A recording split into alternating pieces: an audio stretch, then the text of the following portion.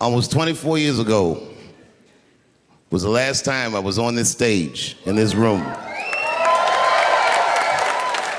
I was taping my first 1 hour special. It's called Killing Them Softly. My girlfriend was sitting in that row, pregnant. She's now my wife. The baby that she was carrying, my first child, I smoke weed with that nigga now.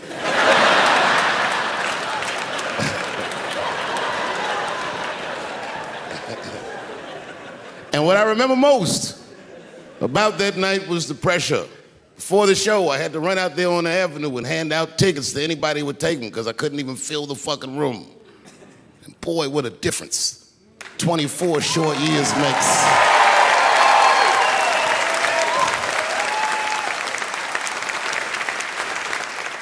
And right before that time, my father had died. He never lived to see me do it.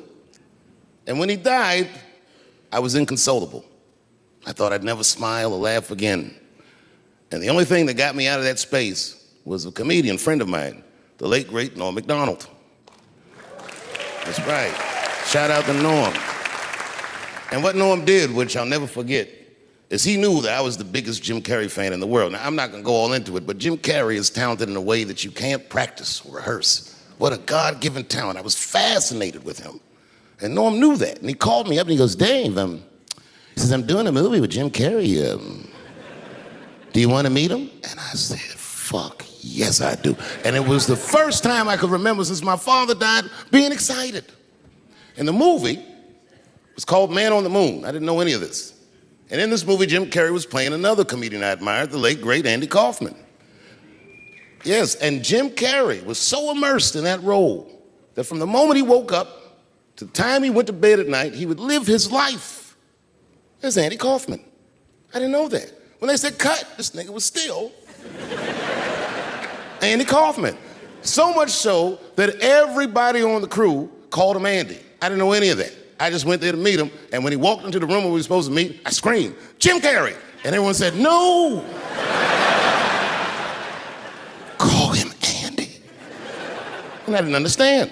And then he came over and he was acting weird. I didn't know he was acting like Andy Kaufman. Just like, hey, how you doing? And I was like, hello. Andy? Now, in hindsight, how fucking lucky am I that I got to see one of the greatest artists of my time immersed in one of his most challenging processes ever. Very lucky to have seen that. But as it was happening, I was very disappointed. Because I wanted to meet Jim Carrey, and I had to pretend this nigga was Andy Kaufman all afternoon.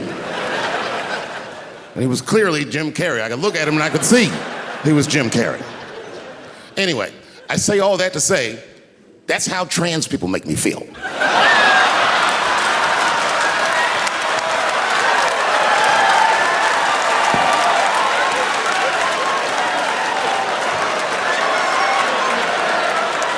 Here we go.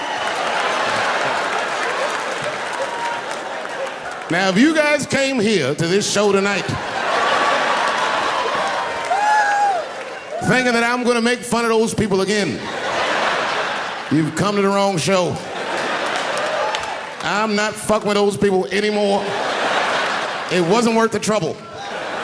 I ain't saying shit about trans people. Maybe 3 or 4 times a night, but that is it.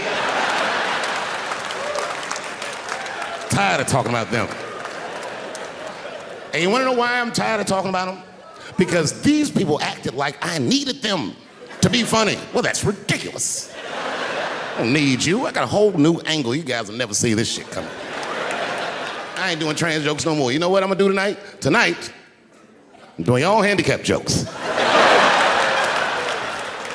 Well, they're not as organized as the gays. And I love punching down. There's probably a handicap in the back right now because that's where they usually make them sit.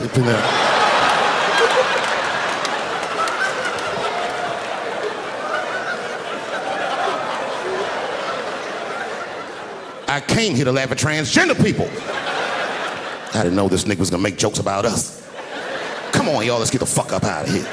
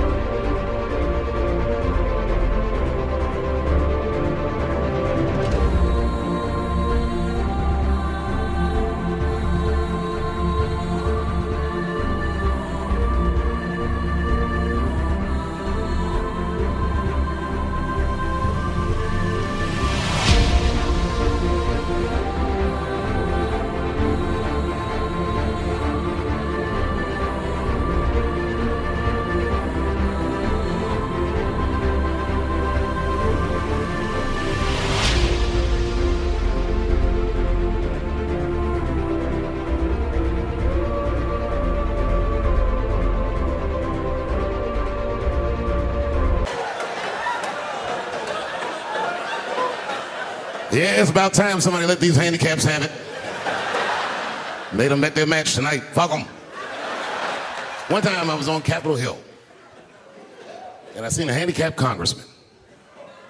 Madison Cawthorn, that's his name.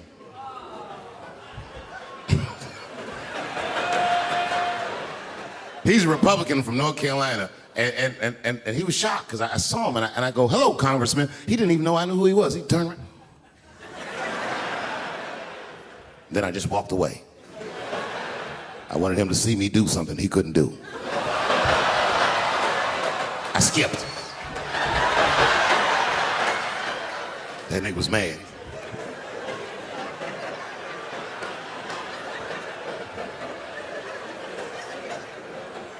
He's no longer a congressman.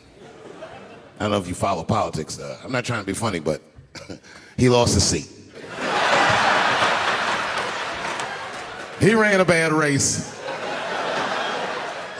Oh, buddy, yes he did.